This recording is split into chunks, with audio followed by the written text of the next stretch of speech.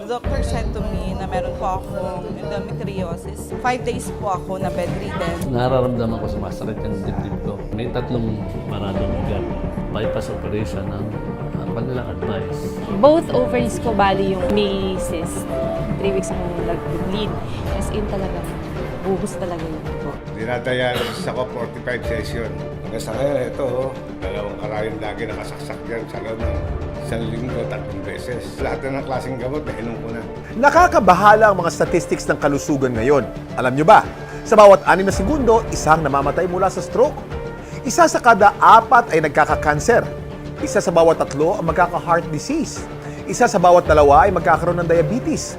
At 8 sa bawat 10 ang mamamatay mula sa mga tinatawag na lifestyle diseases na nabanggit. Importanteng maintindihan ang primary causes ng mga health problems para malaman kung paano maiwasan ang mga ito. Ito ay air pollution na sanhi ng respiratory problems, prescription drugs at ang kanilang mga side effects, polluted water, fatty foods na nakakabara ng pagdaloy ng dugo, stress na nagpapahina ng immune system, at smoking at alcohol na sanhi ng cancer. Pero may solusyon. Hindi isang aksidente na napapanood nyo ito ngayon.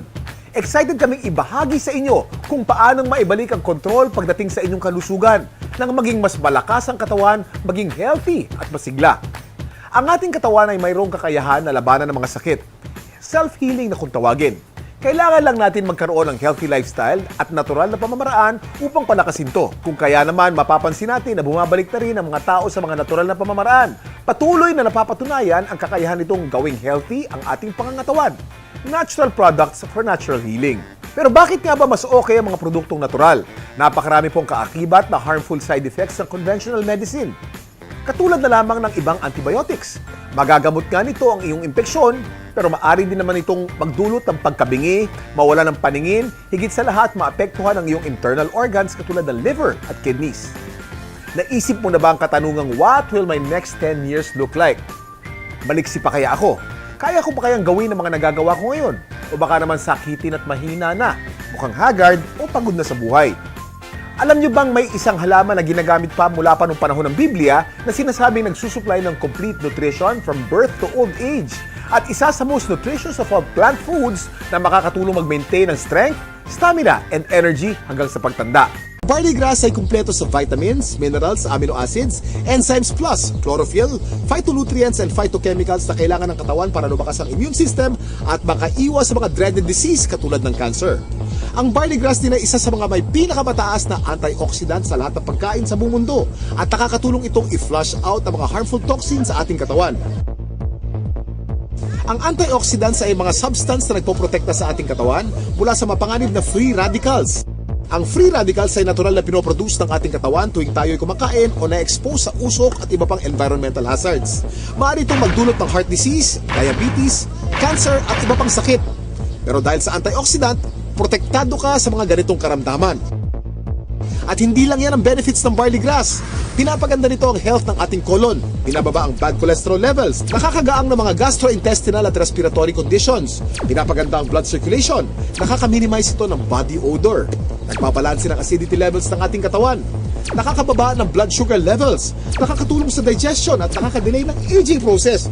Woo! Ang daming benefits ng barley, hindi po ba? Napatunayan na rin ng US Food and Drug Administration ang kakayanan ng barley na makaiwas sa mga sakit sa puso. Kung may sakit ka, palalakasin ng barley grass ang iyong katawan upang labanan nito ang mga nabubuhay na bakterya at virus. Nakakabilib, di ba?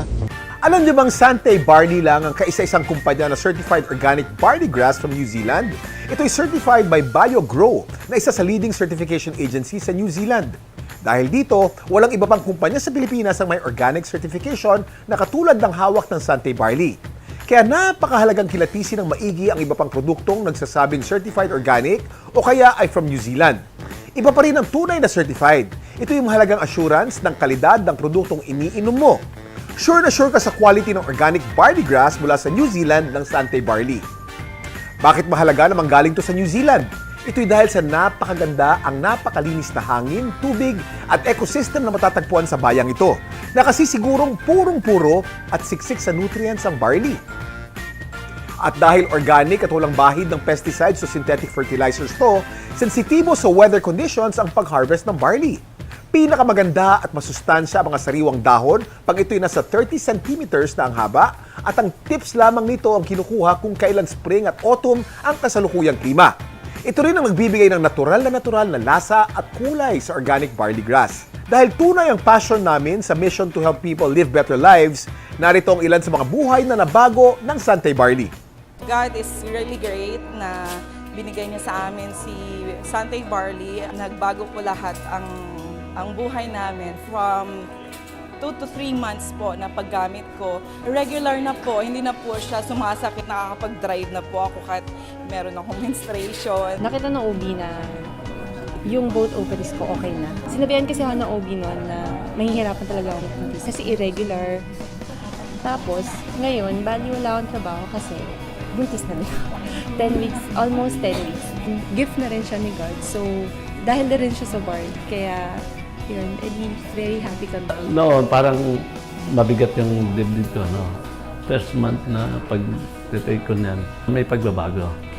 Lumuwag yung dibdib ko, hindi na masyado sumasakit. Sa ngayon, nung makainom ako ng barley, after 2 weeks, nagkaroon ako ng improvement sa sarili ko.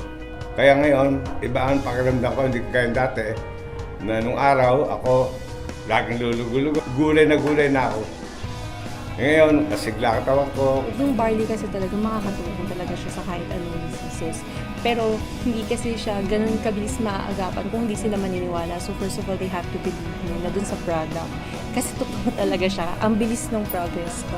Santay Barley is a tool na makakatulong sa atin. Nagagawa ko po yung regular na gawain sa bahay. At the same time, meron po akong time sa family ko.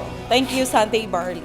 2001 was our first attempt to run a network marketing business. Isa lang ang malinaw sa amin. Ito ay ang aming misyon. Tumulong sa kapwa. To help people live better lives. Isang taon mula nang nabuo ang kumpanya, na-introduce sa amin ang isang produktong ine-endorso ng US Food and Drug Administration. Ito ay ang barley. Aming sinaliksik at pinag-aralan ang barley grass at kami ay nagkasundo na ito ang magiging sentro ng mga produktong aming isusulong dahil sa dami ng benepisyo nito sa ating kalusugan. It was 2011 when we experienced our first breakthrough. Dito nagsimula tumaas ang demand sa Santay Barley products. Maraming lumabas na pagpapatunay ng kagalingan ng Santay Barley Organic Grass na mula pa sa New Zealand. Santay Barley tripled the number of its branches within 1 year. Di nagtagal, nagkaroon ng kabi-kabilang demand na magbukas ng branches sa international market. True to why we started, patuloy pa rin ang Santay Barley sa isang misyon. To help people live better lives. Dito nagmumula ang aming passion. Tunay nga naman, the grass is greener with Santay Barley.